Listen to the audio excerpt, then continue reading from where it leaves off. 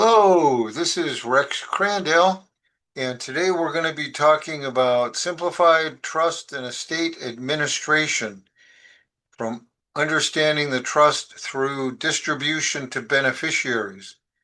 This information also applies for estates as well as for trust, for example, a probate estate.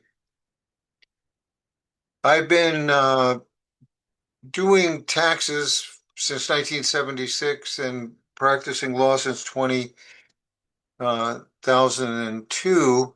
And emphasis of our practice is exclusively income taxes, wills, trusts, and estates, probate, things of that nature. I don't do divorces. I don't do bankruptcies. We just specialize in this area of the role because I feel comfortable with the material and I enjoy it immensely.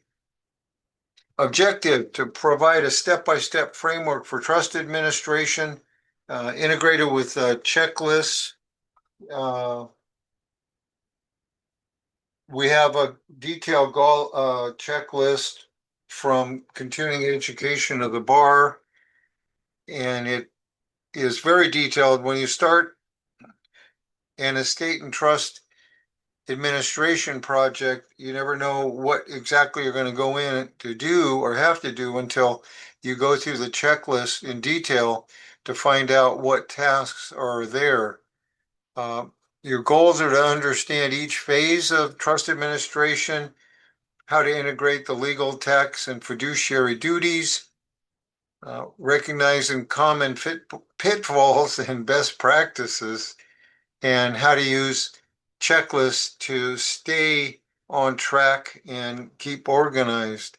There's a fair amount of paperwork uh, involved in the trust and estate administration, and almost all of the trustees or executors that I've worked with have never done it before, and they are surprised when they get done and say, "I was way more than I thought." And oftentimes they're not happy they had so much work to do in paperwork and forms. They had no idea when they started the process. So you need to determine what the decedent's wishes were in terms of what's written in the trust. You have information in distributions in the trust and alternate trustees and beneficiaries. You can also find information in the Advanced Healthcare Directive document about what to do with ashes or burial plots and that type of information. Uh, when somebody passes away, I recommend getting at least 10 certified copies of the death certificate.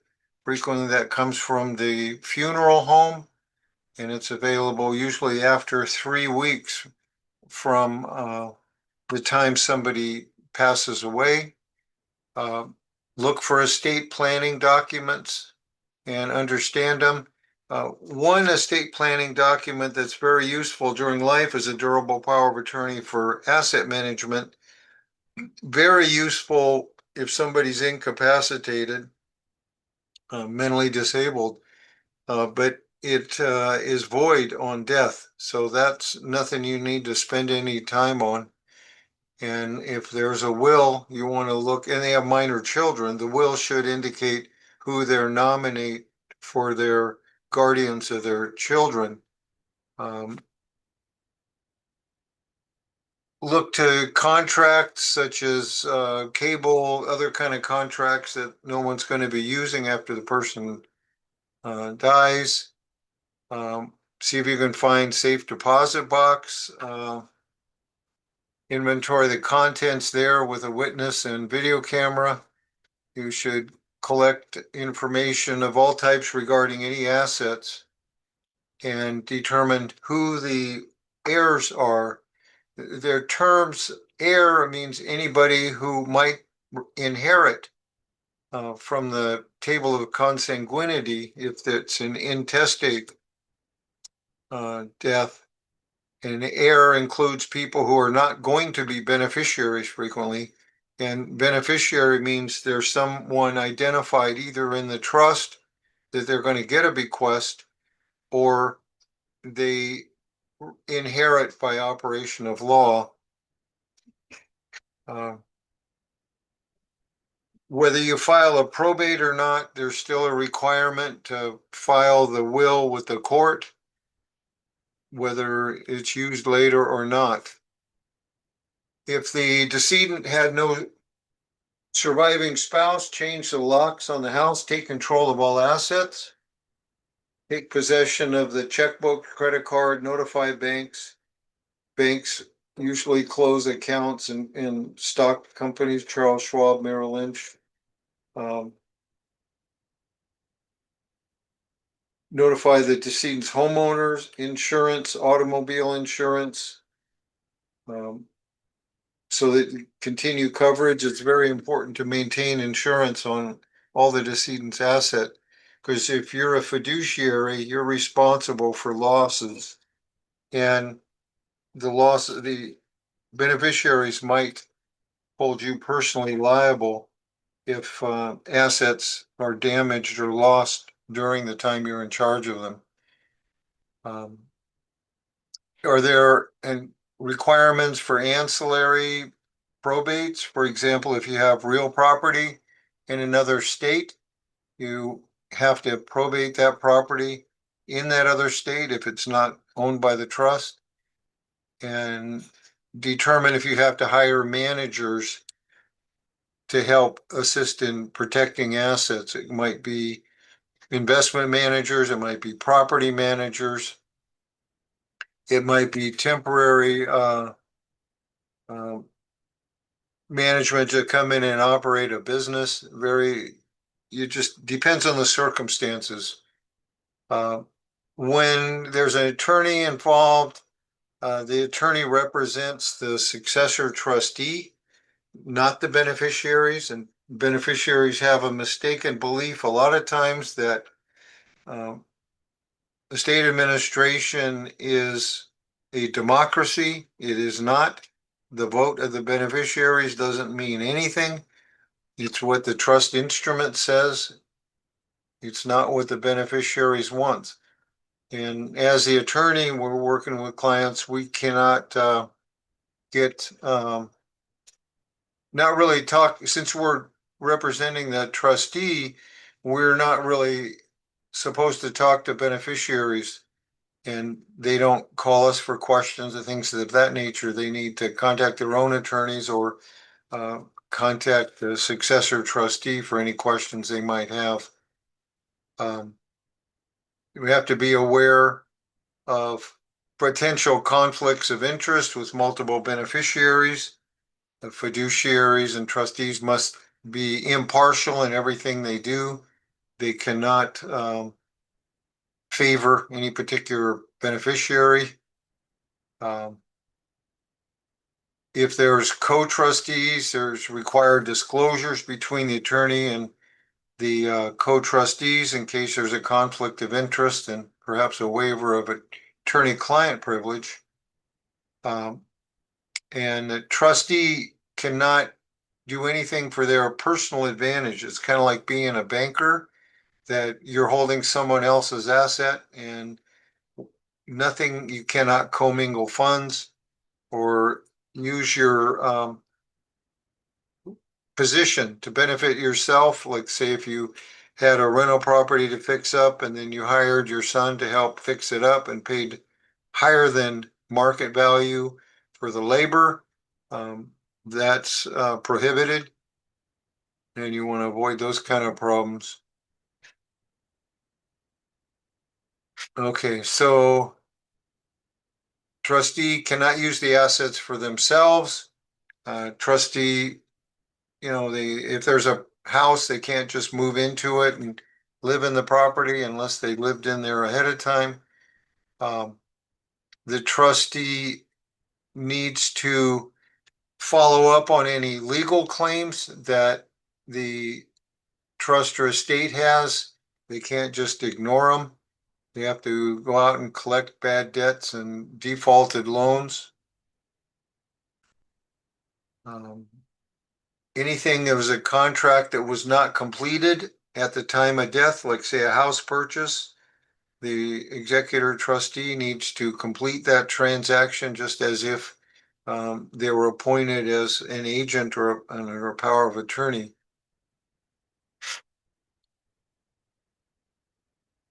Okay, in our planning, working with clients, we need to get ready for the first meeting, make sure that we get the documents that we need.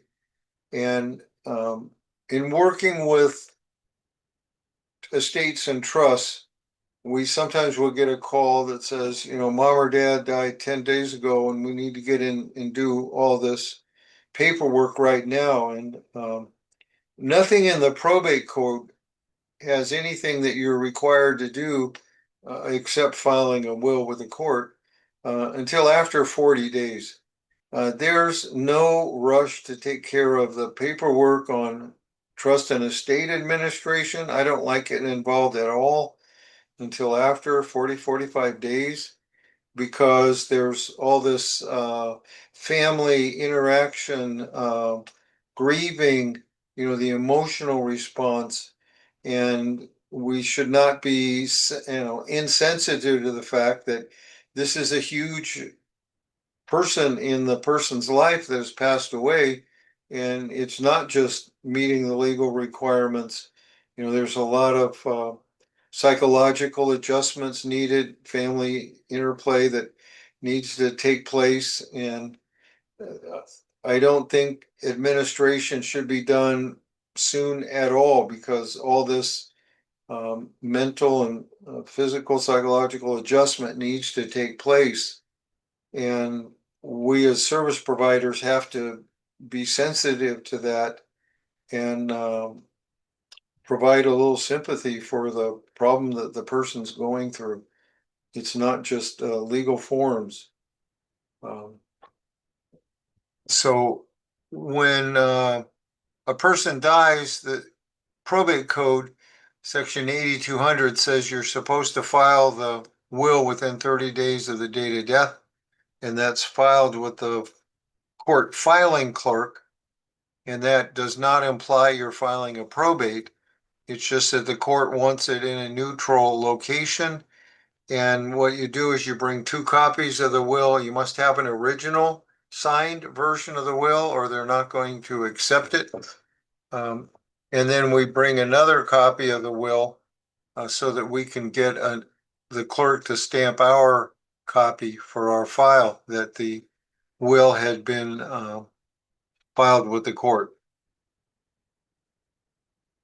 Request that the client bring these documents to the first meeting, all the estate planning documents, original trust with all amendments, original will, if there's any will or trust amendments, and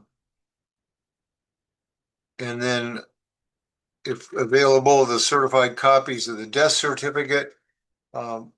We generally tell clients that get at least 10 copies because you don't know how often you need them for banks or for third parties or for recording deeds.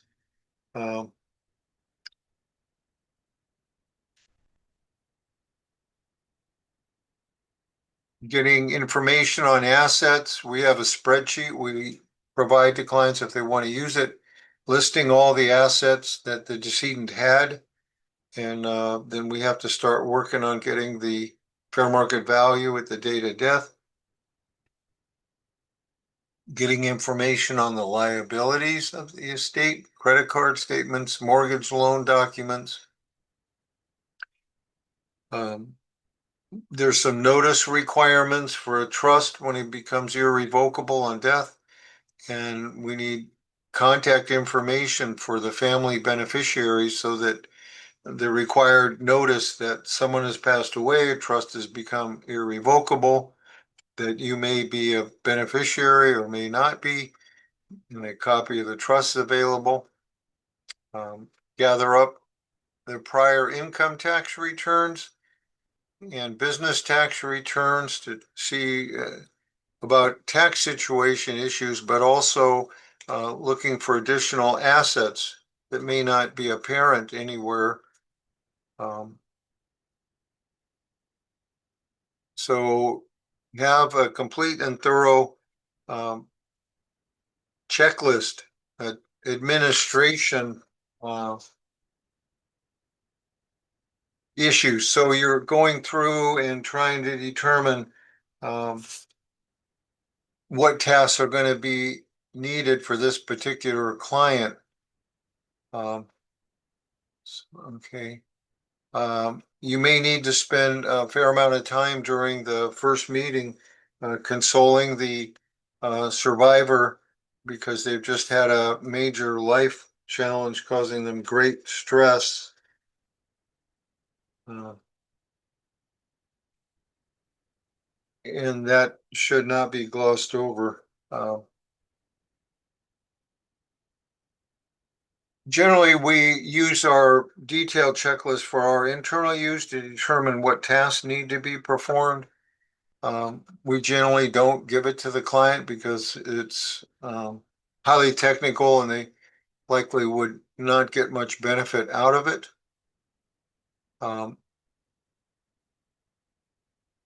Some of the things that are needed in the trustees, full name, address, date of birth. We always end up needing to get the successor trustees, social security number. There's a lot of data gathering. We also frequently prepare a family tree in graphic form. It helps us understand the interrelation between family members and their siblings and parents and children. You need to check the title of assets, how it's held, whether it's joint tenancy, tenants in common, held, owned by the trust. We end up needing to make a determination whether, if there were two spouses, whether some of the property was community property or there was separate property that might get transferred by different methods. For property, like real property, we end up needing to get appraisals or some kind of valuation for a variety of reasons, estate tax and income tax and for sale values.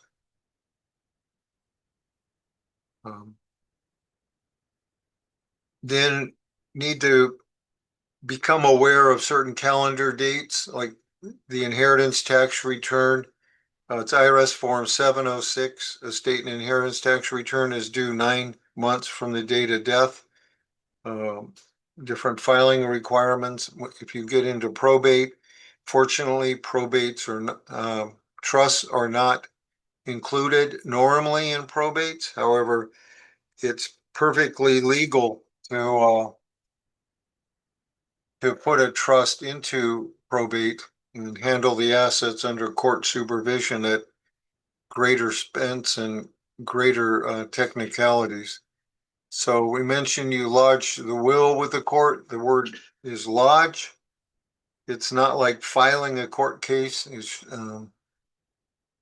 I don't know what the courts do with them. They cross-reference them, but they're not used. But if later a probate is necessary, the will is there. There's several required notices. We'll get into these in more detail, but as an overview, the 16061.7 notification, which is from the probate code section, within 60 days of the date of death, telling the beneficiaries and all the heirs that someone's passed away, that this person is now the trustee, what their address, phone, and email address are, and you have questions, talk to them. You give them a copy of the trust or tell them they have a right to it. It's a required notice. Then Department of Health Services, if the person was receiving public benefits. At some point, we do a change of ownership, death of real property, owner statement on a form that goes to the assessor, the BOE 502. On real property, say the husband and wife and one of the spouses dies, we end up preparing an affidavit of death of trustee to indicate to the world that there's now only one trustee that's in charge of all the assets. And then trust accounting. The beneficiaries have a right to an accounting of all income and expense that went through the trust or estate. Sometimes the beneficiaries will waive the right to accounting. Other times beneficiaries will demand a right to accounting, and then all the details, every penny that came in or went out of the trust or estate must be disclosed to the beneficiaries. Then the trustee needs to understand what they call them fiduciary duties are. So what are their powers to manage assets? They can only invest in low risk assets. You don't want to buy high flying new startup stock and that risks the assets for the beneficiaries. Documentation of all transactions for accounting. Um, you should put all money in interest-bearing accounts and protect all the assets and treat the assets they belong to another person and you're responsible for their management. So I've been named a trustee for someone else's estate. What are my powers and duties? So it's a rental, to lease, to borrow if necessary, to do those tasks expressly stated in the trust, to settle trust property, which means the property gets into the hands of the rightful beneficiaries, to incur expenses for the management of the trust or estate. Frequently, an executor trustee will put up their own money and loan it to the estate and just document it. And later on, you get reimbursed for that loan to the estate, which is appropriate. So then some of the duties of trustee and executor. I'm using the term trustee and executor. I should define those terms for you. The term executor or administrator, when someone dies, their assets that are not in a trust, it creates what they call an estate. And that's what's probated if it's the value of the assets are over 184,500. So someone dies and they have a house in their name, that's the estate. If somebody dies and they have a trust and then their house labeled in the name of the trust, then the trust usually just becomes irrevocable and it's not part of the estate. There are two different tax-paying entities, and we might have to get federal ID numbers for an estate that's not part of a trust and another ID number for the trust, because when a trust becomes irrevocable, you can no longer use the social security number of the decedent. You need to get a new federal ID number from the IRS, called a taxpayer identification number or an employer identification number. And we generally get those online for clients while they're waiting in our office. Some of the other duties for trustees or executors is a duty of loyalty, no secret of profits, no self-dealing, no taking advantage of any opportunity that belongs to the trust or estate, a duty to account for finances, duty to segregate funds and never mix the trustees' funds with the trust funds. That's very prohibited.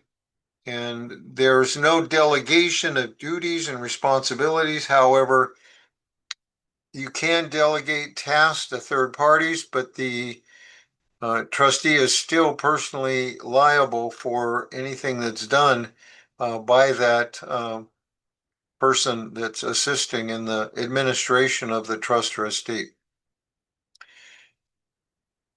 Fiduciary duties, you can bring up the probate code has a list of them. Um, they're very important. Duty of loyalty, avoiding conflicts of interest, duty of care, duty of communication.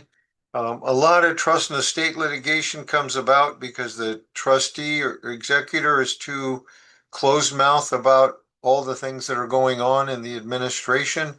And that's the opposite of what you should be doing in administering a estate. We like to have a transparency for the beneficiaries. If they want copies of the bank statements or they want copies of the stockbroker reports, give it to them. You could even set it up automatically or give them online uh, access just to view only the statements, because the beneficiaries, when they don't hear anything and they know an inheritance is coming, they always assume the worst, that the trustee has taken all the money and it's all gone now and everything's horrible and everything may be handled properly and appropriately, but the lack of information creates mistrust.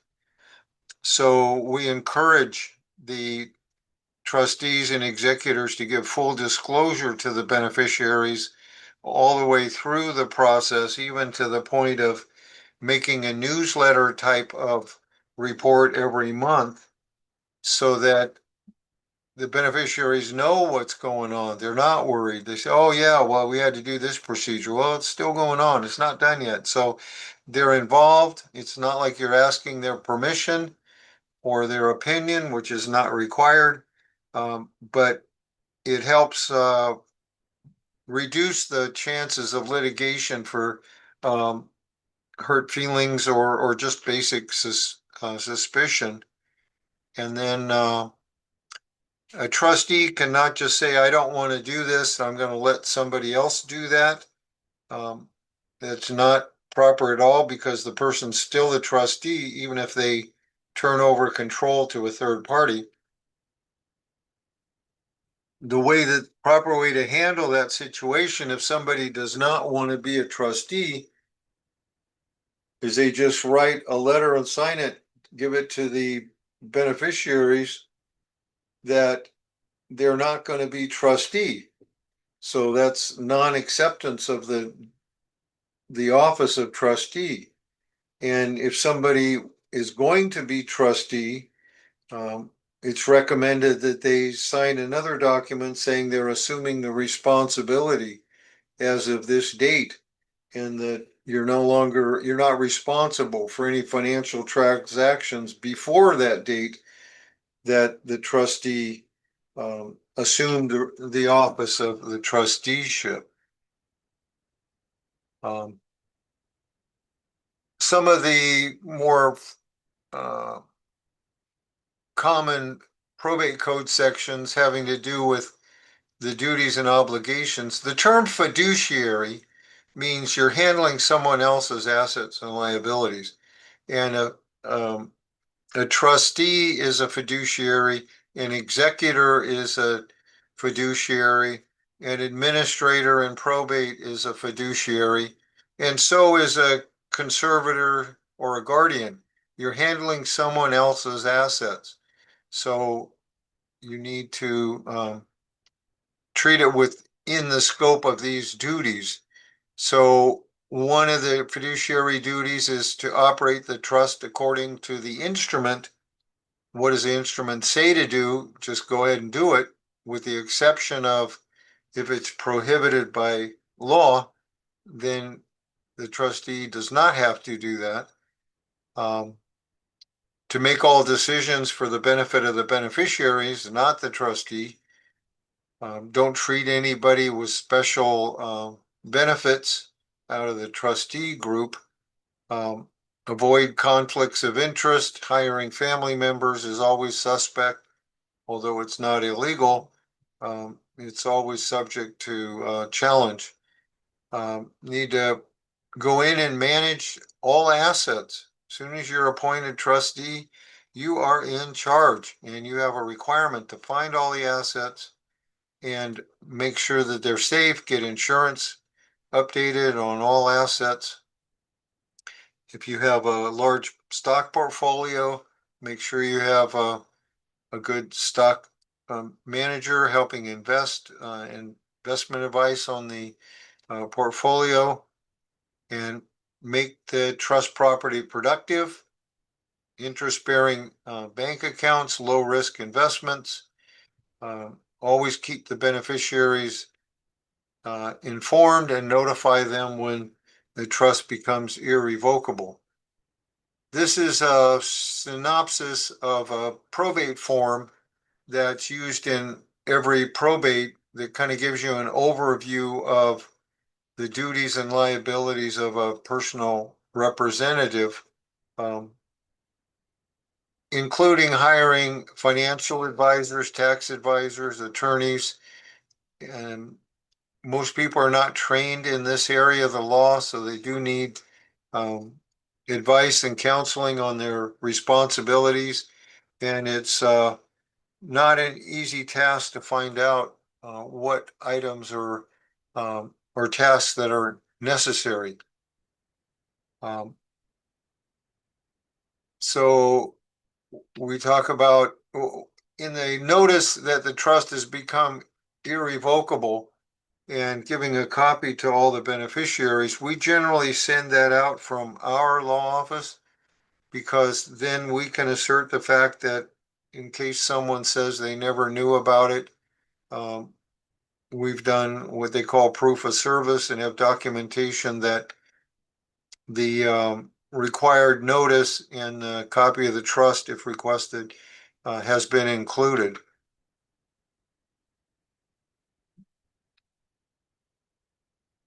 So what happens when you give the notice of the irrevocability, you cannot include the trust in the notice to the beneficiaries, and then they have a little bit longer time to file a claim against the estate or trust. We generally just include a copy of the trust with the notice to the beneficiaries, just so that they have full disclosure.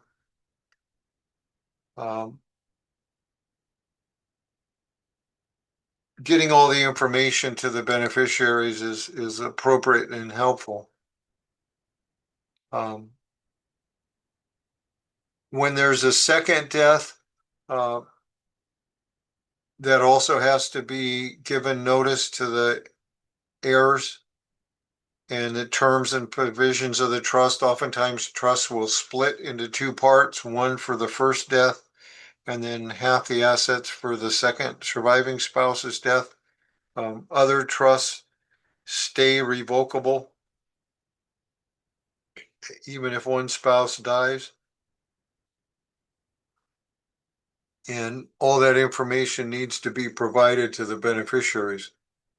This is an example of what we call from the probate code 1606 1.7 notice that the trust has become irrevocable, and who the trustee is, what's their contact information, including email and telephone,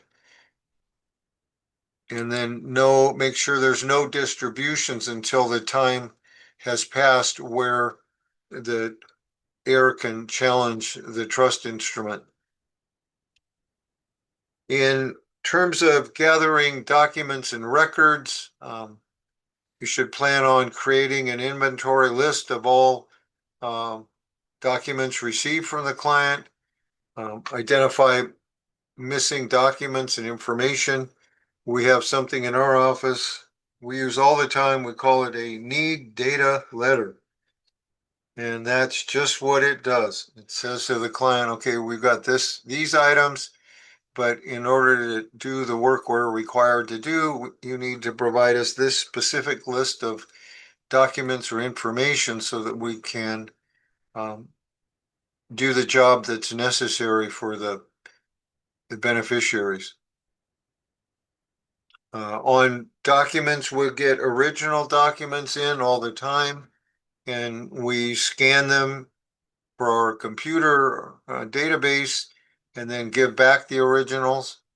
All our work papers, we end up scanning those Frequently, the work papers, after they've scanned and been documented on our hard drive, we shred those documents. Safeguarding assets, we talked about securing checkbooks, credit cards. If there's any credit cards in being used by third parties, like in a business context, make sure that all those have been stopped for any future charges. For appraisals, we generally always order appraisals on real property because we're going to need the value. Um,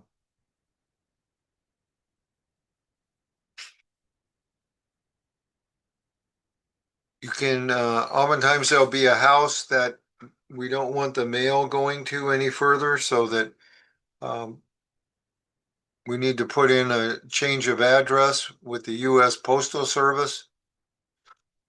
Uh, Oftentimes dealing with banks and financial institutions, they want certified copies of the death certificates before they move ahead. Um, But also, when you're taking over an trust administration, look at the incoming mail, look for possible assets or liabilities of the decedent.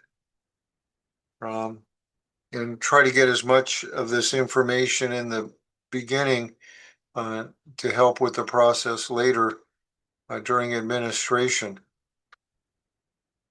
Um, Need to find out which assets are held in the name of the trust, which assets were never labeled in the name of the trust. Maybe they're subject to the will, um, and look for other items like joint accounts. Um, Joint accounts, when someone dies, the joint name on the account automatically owns everything. So it will not be subject to the will or the trust. It transfers title by what they call operation of law.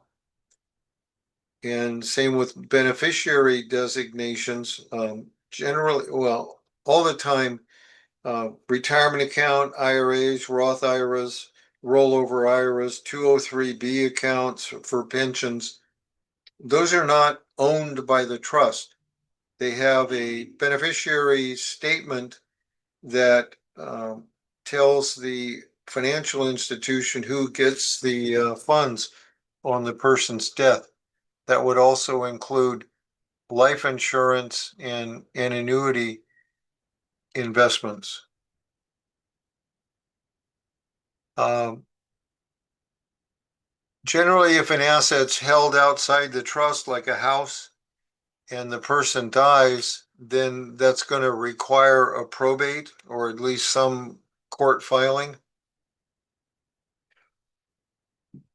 There is a new code section that if it's less than 750,000 of value of a house, real property where the decedent lived, that you can avoid probate on that asset if the decedent lived in the house at the date of death, and it's going to be going to the beneficiary who's also going to live in the property. Um, then you can, under this new law that went into effect April 1, 2025, you can bypass the whole probate process. The other thing to keep in mind, at times someone had a property in a trust and then they refinanced that house. The bank made them take it out of the trust, and then after the refi loan was recorded, the person forgot to put it back in the trust. And now they die, it's not owned by the trust, and so that causes a probate to be in effect at that time because it's not in the trust. Um, There's a procedure called a Hegstead petition where it came from court cases, Hegstead and Ugelstead, where you can petition the court and say, Your Honor, this house was clearly labeled in the trust. It was listed on Schedule A within the trust, and the person later forgot to keep it in the trust.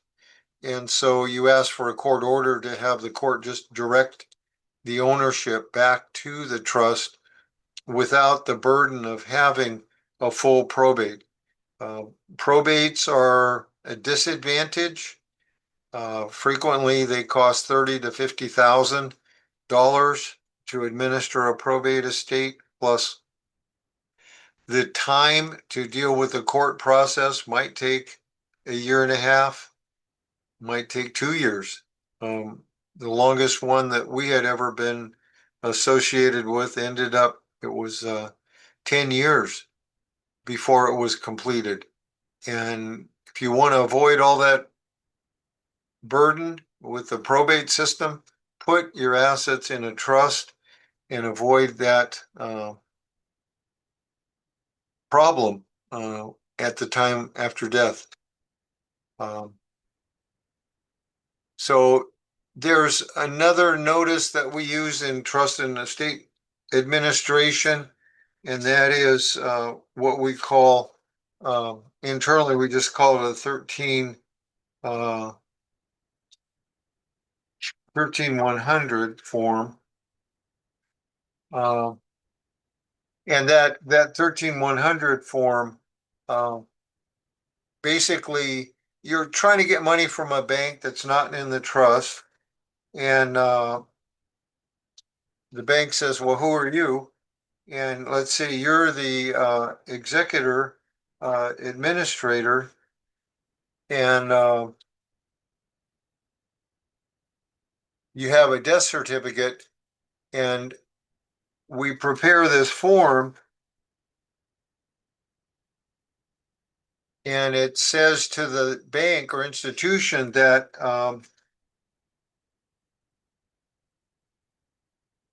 you're in charge, that you're entitled to have access to this asset.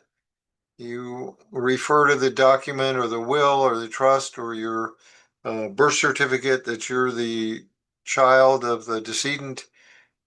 And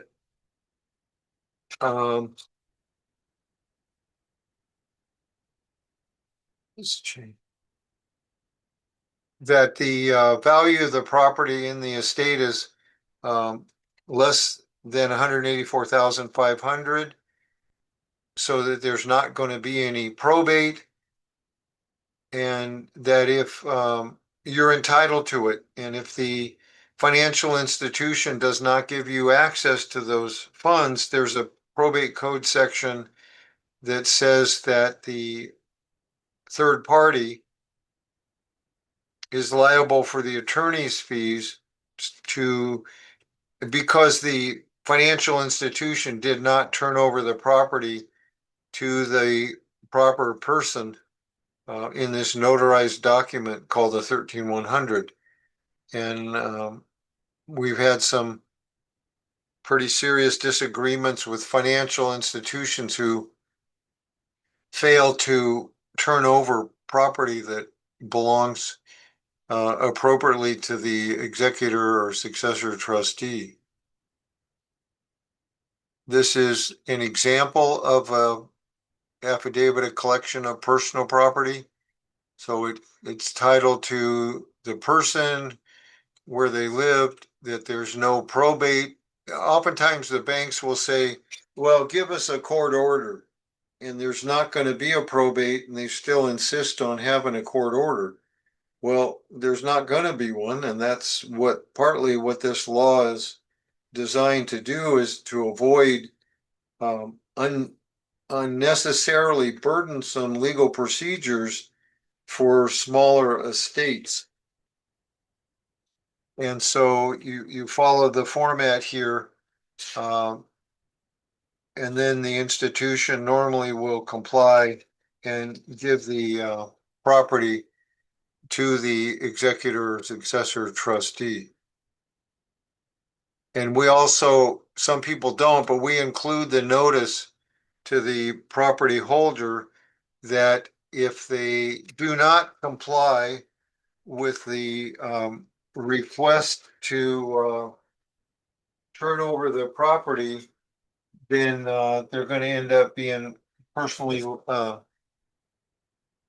liable for the attorney's fees to make the court turn over the property.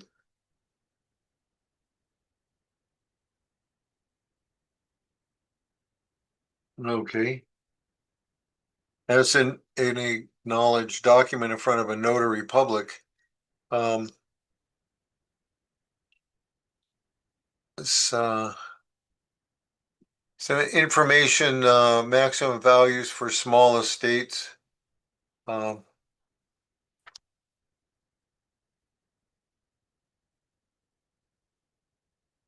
okay, reviewing the trust. Um, when we are starting a new project, we have a process of summarizing the trust. Summarizing the trust, what are the provisions? Who are the successor trustees? Who are the beneficiaries? What are the terms?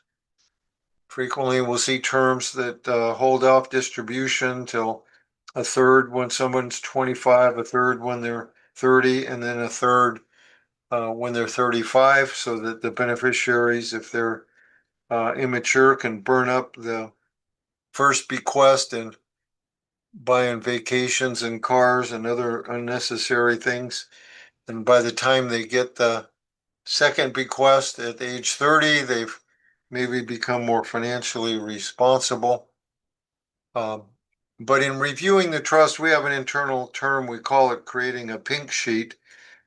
We summarize the terms of the trust so that we don't have to go back and read the trust every time. When we're looking for certain provisions, we can go to our internally generated um, summary or pink sheet to answer those questions more efficiently. These are some of the checklist items that we look for: how the distribution of assets, methods, administrative provisions, tax clauses, investment provisions, um, clarifying ambiguities. Um, so need to look at the definitions, trustee appointment, all the requirements for distributions. Um, what is the no contest clause state? Um, so it's basically reading and summarizing to simplify it later. And note any problems that might occur. Um, one thing we've had trouble with in the past is when the settler making a trust has created a trust with two or three trustees. I don't recommend doing that because two or three trustees may not agree on what should be done, and when they don't agree, we've seen many cases where that turns into litigation. And if you have only one trustee, they don't have to get a committee answer before they make a decision. And the beneficiaries may not like the decision, but it's not going to block any action. When you have two or three beneficiary exec trustees, everyone has to be unanimous or that decision is not being made. And it will sometimes take court orders for that decision to be made. Look for the trust provisions, look to see if there's any differences in fonts on the pages. Maybe somebody swapped pages. Look for internal numbering and consistency. Uh, the trust looks like it goes from one section to the next, but the page numbers don't match. So you need to have a little bit of suspicion in reading a trust and what provisions you've been given. Um, When you're reading a trust, look for the express powers, what the trust says you can do. In the probate code section 1620-200 and 16-249, it tells what powers automatically go to the successor trustee, and be very clear on discretionary language, such as the trustee may make a decision or may make a distribution versus shall. Shall means mandatory, no discretion. Uh, Frequently, we'll have trusts that have been split into two parts, and then the survivor can access those funds um, based on these standards that came about through the court system. The survivor can take money out for health, education, maintenance, and support. Those kind of trusts are called AB trusts. They have split into two halves on the first death, and the B part of the trust usually means the person's below ground, and the A part of the trust is usually means the survivor or the survivor's trust. Just be aware of all the terms. Other definitions: an amendment is only a partial change of a document. A restatement is a full replacement of the prior document. Look for the authority to amend the trust. Maybe the term documents in a trust are not amendable or revocable. Look at the execution formalities. Was the will properly witnessed by two persons? Was the trust notarized? Although the notarization is not required in California for a trust to be valid, it's by convention and ordinarily is notarized. Also, look for ambiguous language, some things you just don't understand how they're supposed to apply. And if you're a trustee and the provisions of the trust just do not make sense, and especially if there's a dispute among the beneficiaries on how the trust should be administered or distributed, consider asking the court to clarify what that term means. It's called a petition for declaratory relief, and those are filed. A motion for instructions. You have a motion that you're asking the court, what should I do, Your Honor? These words don't, they have two meanings, and beneficiaries are at odds and have different views of them, and get the court to clarify the trust and thereby reducing liability for the trustee when they finally do take that action. Another procedure that we use when we have problems of ambiguity in a trust instrument, or there's a dispute on how the trust should be interpreted, sometimes we will file a document with the beneficiaries called a notice of proposed action.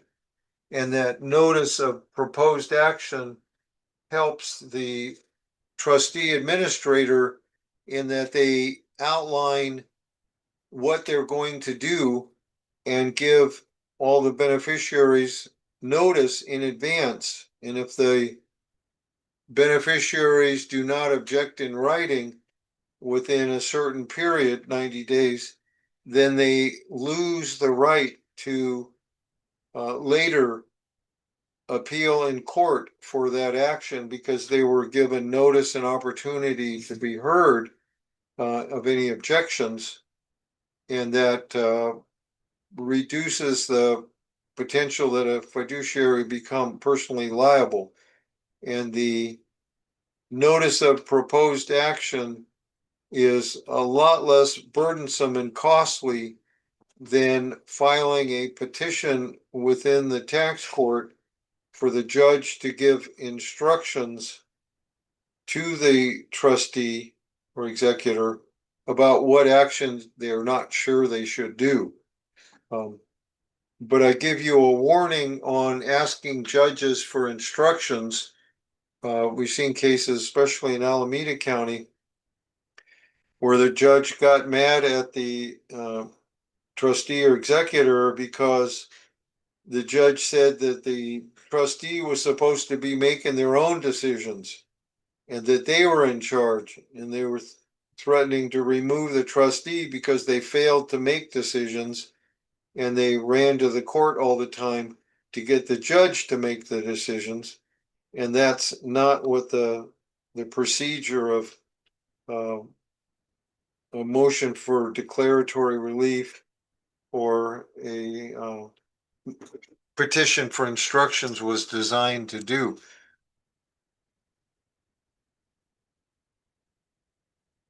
There's another document generally is included when you have a trust called a pour over will.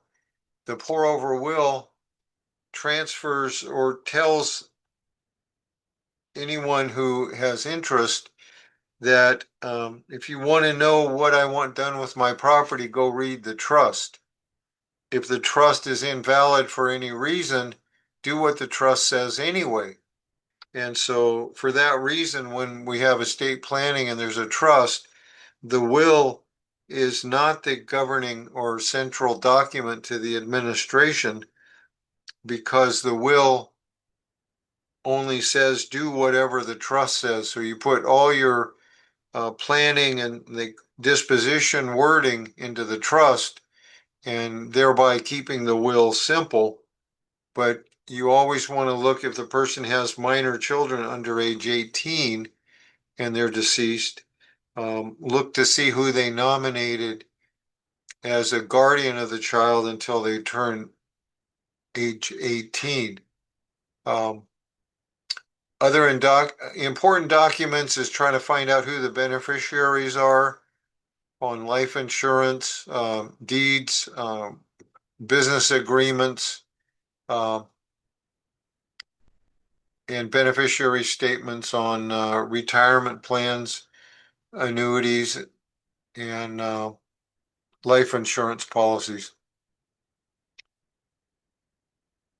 So a will, in order to be valid, and you're going to follow the will because you're the administrator or the executor, is you need to make sure the will was in writing. It was signed by the person making the will. It was witnessed by two independent witnesses that are not beneficiaries. And then the will is probated. Frequently, we'll see problems where someone notarized the will, and that's only one signature. And the probate code section 61-110 says that you have to have two witnesses at the same time watching the person creating the will sign the document.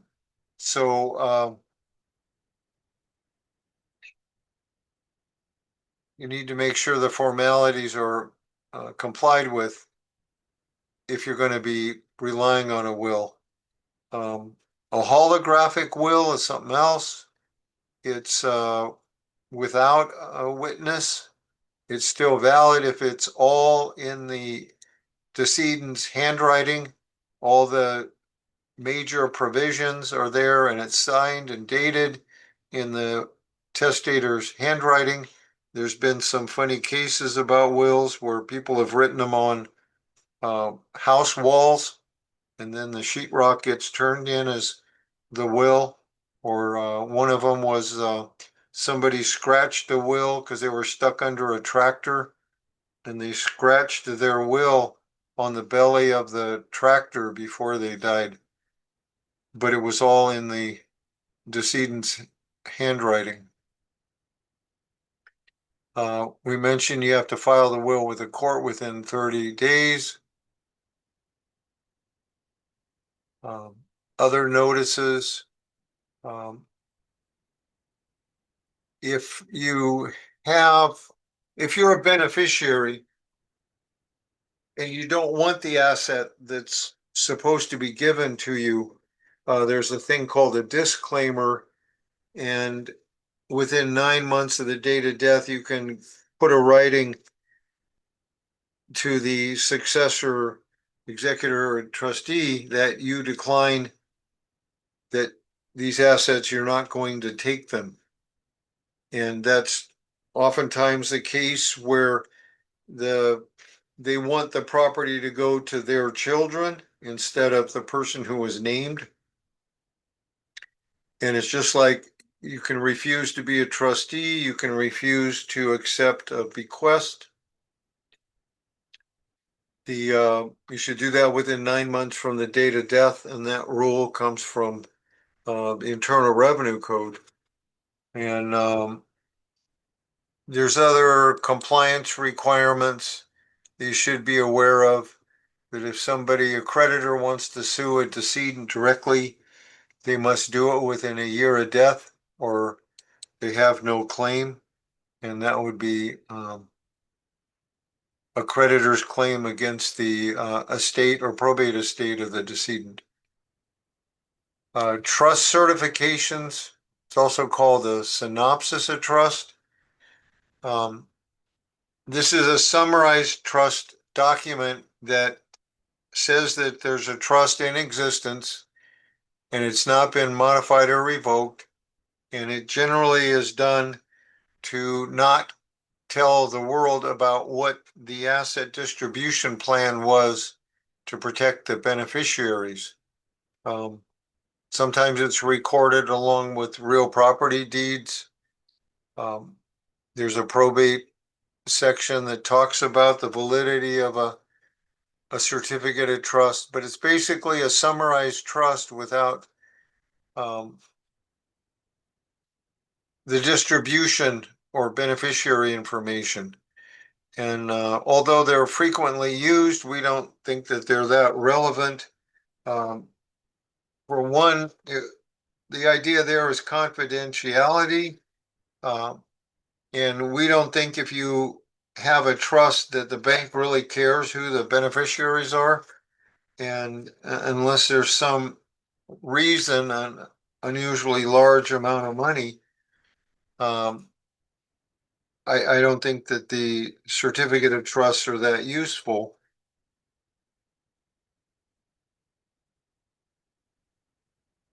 But a lot of people use them. This is a sample form to condense a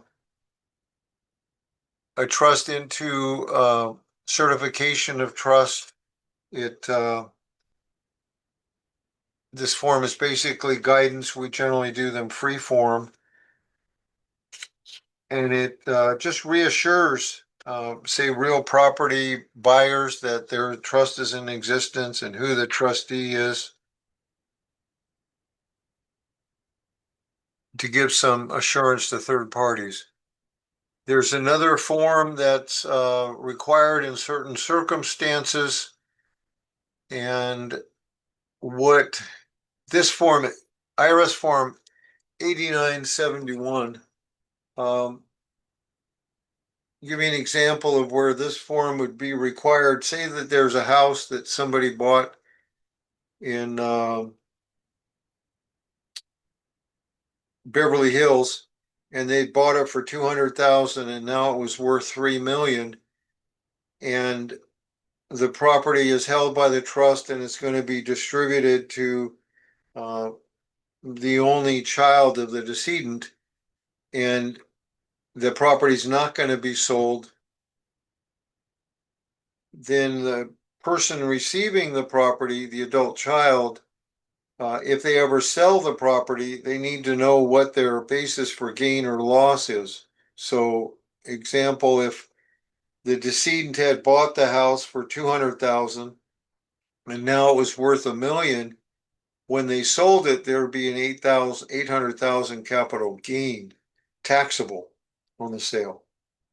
If the person does not give the property during life, which we recommend people don't do, if you don't give the property until you die, then you get what's called a stepped up basis, which means the property for gain or loss in the hands of the beneficiary gets increased or stepped up to the fair market value of as of the date of death. So in this example, the house that was bought by the parent at 200,000 at date of death was worth $1 million. Then it gets distributed as a house to the only child, and the only child then sells the house the next day. There's not going to be any capital gains, but the beneficiary has to be notified of what their tax or cost basis is, and that's a requirement for the trustee or executor to tell the beneficiary what the value of the house is for income tax issues. And so this is an example of the IRS Form 8971, the decedent information, the name of the beneficiaries, and then there's a Schedule A if there's more than one beneficiary to list how much each of them received from the estate. And this is only where property, I call it distributing dirt to the beneficiaries, not when you um, sell the property and give out cash. Because when you sell and give out the cash, what's left over to the beneficiaries, that house sale gets reported on the estate's income tax return on IRS Form 1041. Um, so uh, what we do when we're doing estate income tax returns is we want to make sure that the income gets set out to the beneficiaries. Okay, so then the next item, I the trustee executor regard the information in-kind property. And this does not go on Schedule A of the 1041. The Schedule A that we're talking about under an IRS Form 8971 is called a Form 8971 Schedule A. So that if there's more than one beneficiary.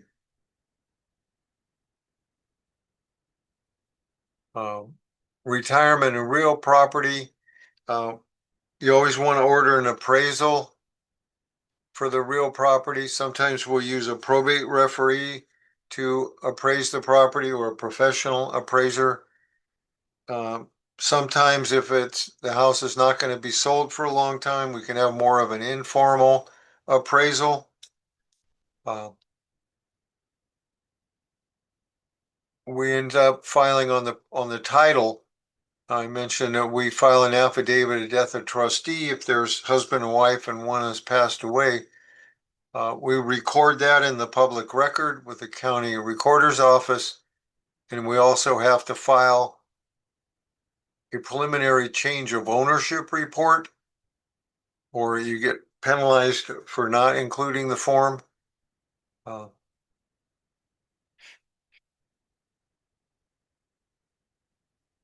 There's also a situation where a parent had lived in the property and then they pass away, and then the child is going to live in the property.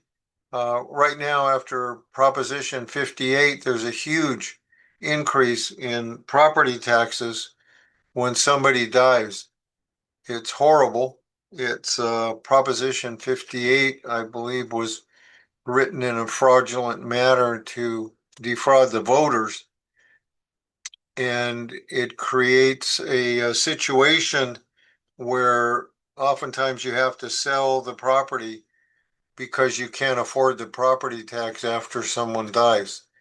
And the bill was sponsored by the California Association of Realtors. So it just so happens if you have to sell, one of their members gets commissioned. But when a property is passed from a parent who lived in the property given to a child who's going to live in the property. There might be one, two, or three children on title. And as long as one of them moves in as a personal residence, then the child can get the lower property tax exemption against the property that the parent had.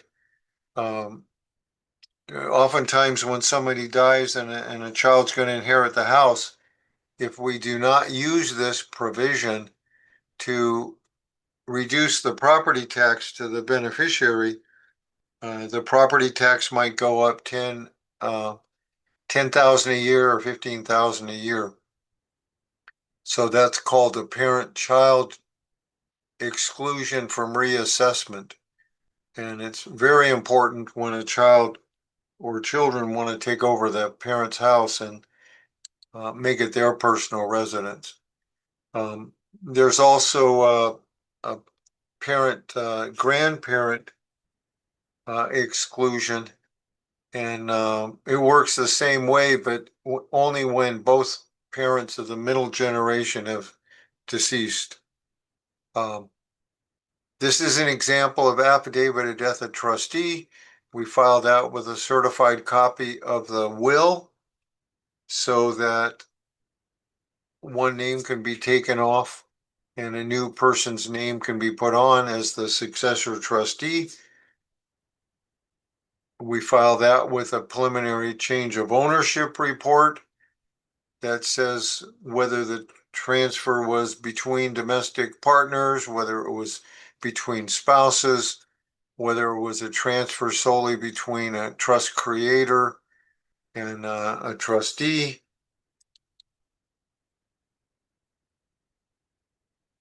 And then there's another form that has to be prepared based on the revenue and taxation code. This is notice of death of a real property owner. We file these with the county assessor's office, not the recorder's office.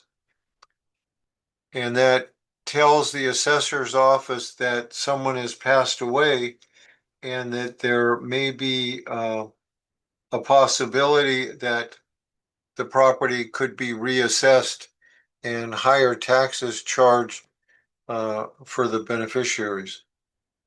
This is an example of a change of ownership, death of real property owner form that we fill out. It's not recorded. It goes to the assessor's office. It's just a requirement. The Hegstead petition we talked about, if somebody intended to have property in their trust and it was not in the trust at the date of death, then we can have a petition to the court to say, Your Honor, we don't want to have a complete probate that might take a year and a half, 2 years, and cost $30,000 to $50,000 in fees. We want to do it a simpler way called the Hegstead petition. And it's also called California Probate Code Section 850 petition or Hegstead petition. And you have to put in evidence for the court that the property was intended to be part of the trust. And this is an example of a petition for a Hegstead petition.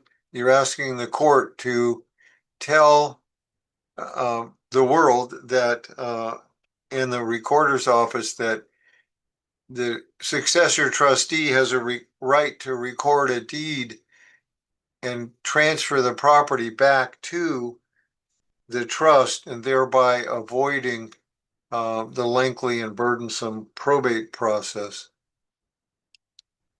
This is a continuation of the petition, and you put these exhibits in the court petition to support the claim that the trust should be the owner of the assets so that you can avoid the probate.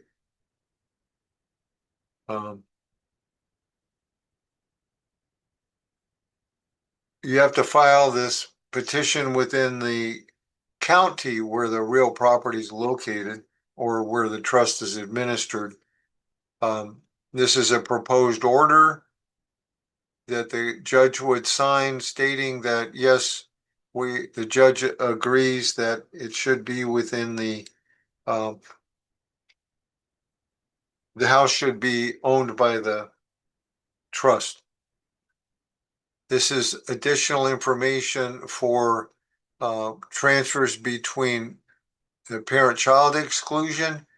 I mentioned that briefly before. We file it on form BOE 19-P and transfer of principal residence for up to $1 million exclusion.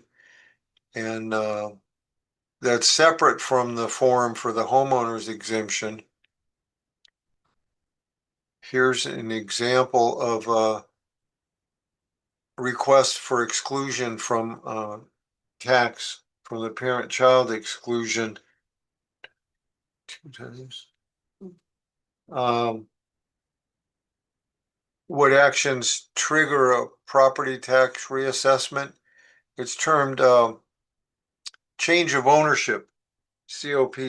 So whenever there's a change of ownership for real property in California, the assessor by law is supposed to reassess the property to the fair market value at the date of the change. And that can happen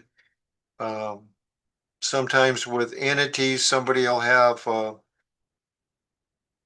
mom will own a property outright in a limited liability company, and then she transfers the property out of the limited liability company directly into her 3 children's names individually, and that's considered a change of ownership, which will cause reassessment of the property and a whole lot more property tax every year. If there is a property that can be applied for the parent-child exclusion and there's not enough cash to split out the value for the beneficiaries to get their, for example, 33% each, it is possible to get a loan while the trust is being administered, and then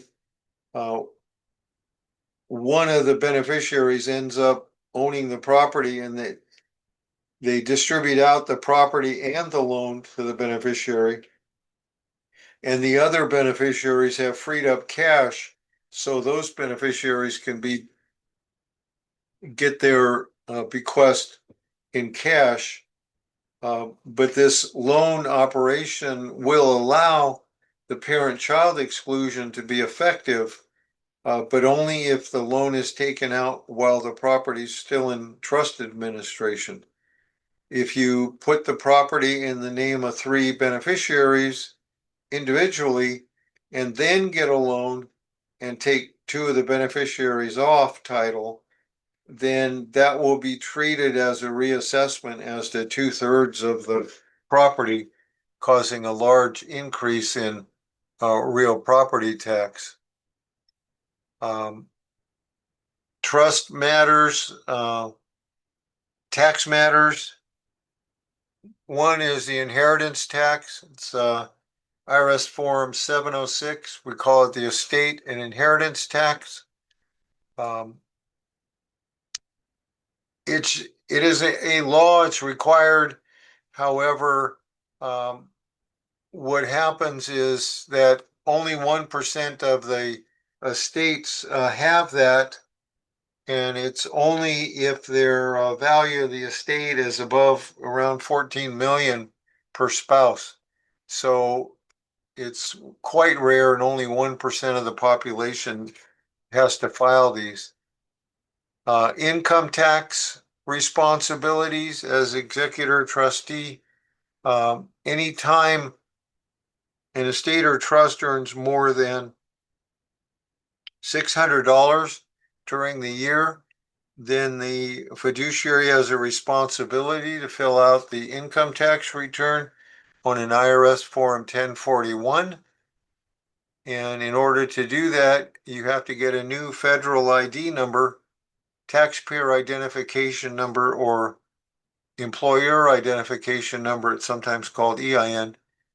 And then the separate tax return is filed until all the property is distributed out of the estate. Property tax, we talked about changes in property tax on death.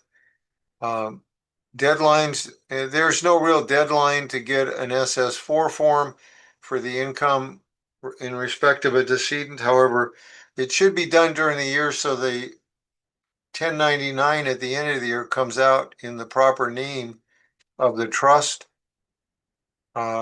Sometimes when someone dies and there's an estate that has assets and there's a trust that have assets, we have two federal ID numbers because they're two separate legal entities.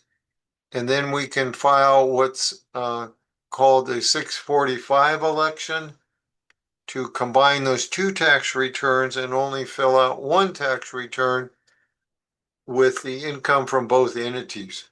Saves a lot of paperwork time.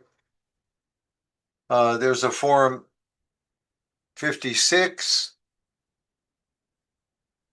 that you can file. It's an IRS Form 56 that notifies the IRS that someone other than the decedent is now in charge of their finances. Uh, uh, Getting the ID number, we generally get the ID numbers on the internet from the IRS. Completing the SS4 form. This is an example of the IRS Form 56 stating that there was someone else other than the decedent is in charge of these tax returns. Other tax returns, we've said the individual tax returns required up to the date of death of the decedent, and the day after the date of death to the end of the year, then another tax return of Forms 1041 is filed or prepared for the estate, and then any of the assets in the trust are also requiring a tax return if the income is over 600 for the year. So this is a partial list of federal tax forms, 1040 to the date of death. The 1310, notifying IRS that someone else is in charge of the finance. A IRS Form 1041, income for an estate or trust. A 706 is an estate or inheritance tax return. Form 56, notifying IRS that someone else is in charge. A Form SS4 to get the ID numbers. And sometimes we'll file a Form 4506T as in Tango. And that happens when we get a project in and there's been several years where the decedent stopped filing tax returns that were required. And with this 4506T form, we can get the IRS computer record as to what income and expense everyone turned in as 1099s, and it will help us doing tax returns for 3 years back, 2 years back, and last year, because the records of the decedent may have been lost. These are the tax deadlines. You can read the filing of the forms, when are they due. Do you have to pay tax after death? The answer is technically no, you don't have to pay tax after your death because you're dead. But your assets do have to pay tax if they generate income.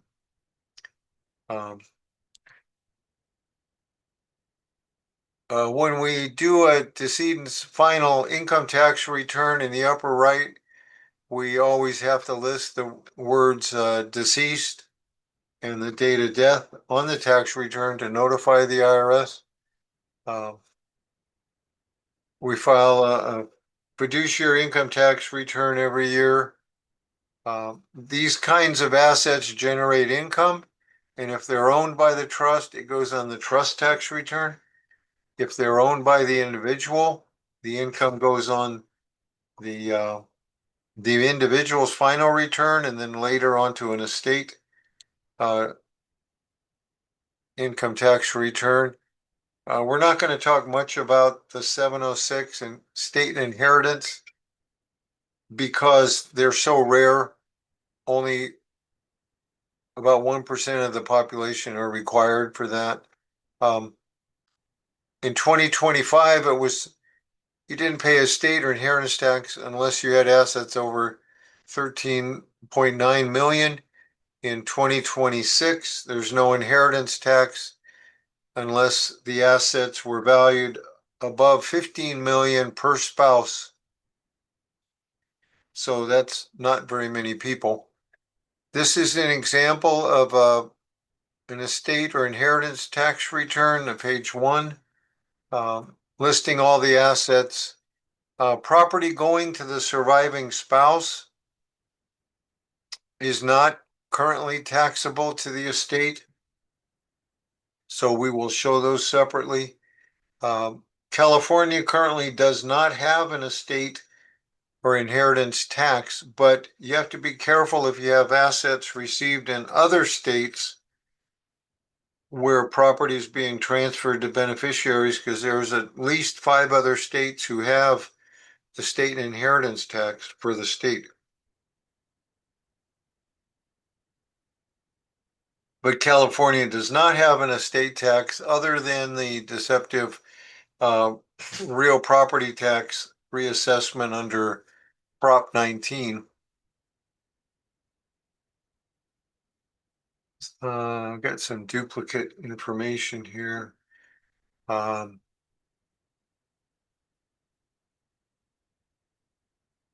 So when we are doing an estate income tax return, we want to distribute all the income to the beneficiaries because the estate has a higher tax bracket on the IRS Form 1041. We will distribute the property to the beneficiary on a Form K1 to allow the income to be taxed at the individual tax rate, which is much lower. And that K1 form is kind of like a W-2 where it tells the beneficiary how much income they're going to be reporting. We talked about a 645 election to combine an estate or trust. We have quite a bit of detail on that, a little bit more than we need. Accounting and bookkeeping. The trustee is required to keep track of every penny of income and disbursements that come in and out of the trust or estate during the time that they're managing. Sometimes trustees don't do the accounting.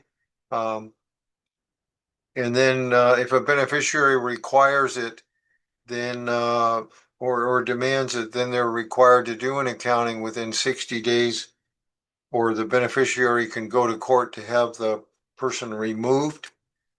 I help teach half of a course on court accounting workshop that's free every other month through the Contra Costa County Law Library. If anyone is interested. This is an example of fiduciary accounting. This form is a required form. It's a summary of account. It shows all the assets, all the income that came in during the accounting period, all the disbursements during the accounting period, and what is on hand at the end. And this page is required with the court accounting or fiduciary accounting. For wills, trusts, estates, basically any entity that reports to the court. Then there are forms that are used extensively. We call them judicial counsel forms that the court system has prepared. And you can use those forms to do the accounting, or we have an example here of where assets for an accounting, all the things that came in during the period, we report in chronological order. Then we turn around and report the same data by vendor or by subject matter. And so it's in two formats, by a chronological and then by account. We show the gains on sales as part of the accounting. And then we show all the disbursements in chronological order. Then with the same data, disbursements by account.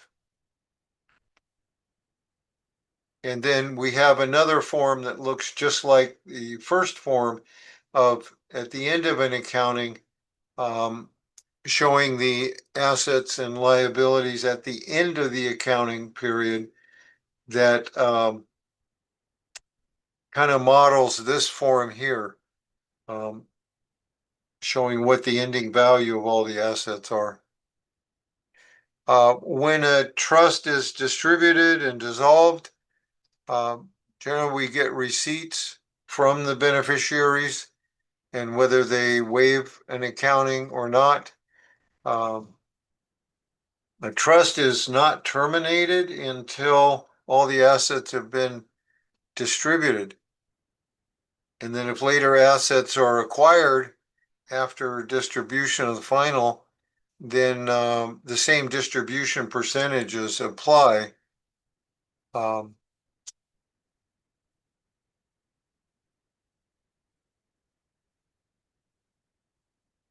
Okay.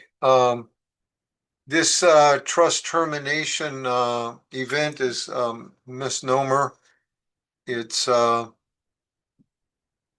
that's not the termination. That's when it becomes irrevocable. It doesn't become terminated until all the assets are removed from the trust. After all the assets have been distributed, and then trustee needs to file the final tax returns. Oftentimes the trustee will retain a reserve for unexpected expenses, even after a final distribution has been done, and they keep it for, let's say, for example, 6 months. If no other expenses are incurred, then they distribute the rest.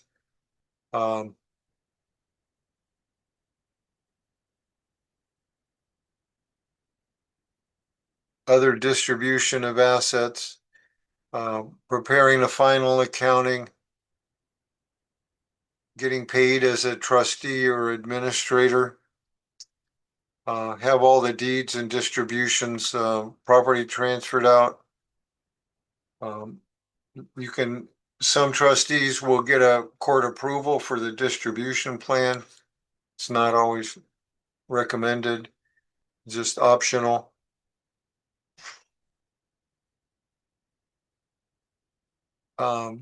The distribution, it's a good idea to have all the beneficiaries in agreement of what the distribution of the assets is, so that there's no disputes and you can handle those before the distribution takes place. You can ask for the trustees to approve the accounting and get release of liability for the trustee for all the actions that they've taken. But what's required, I mean, it's unlawful to require the beneficiary to sign a waiver of liability as a condition that the distribution is made. So what we do in that case is tell the beneficiary that they need to sign the waiver of liability for the trustee for the acts that they've done. And, but not condition it upon any change in the distribution. Or the trustee, if the beneficiary does not want to sign the waiver, that's fine. The trustee tells the beneficiary that we're going to go to court, use up estate assets to get the court to approve the accounting. And then after the accounting has been approved, then what's ever left over after this additional expense will be distributed to the beneficiaries.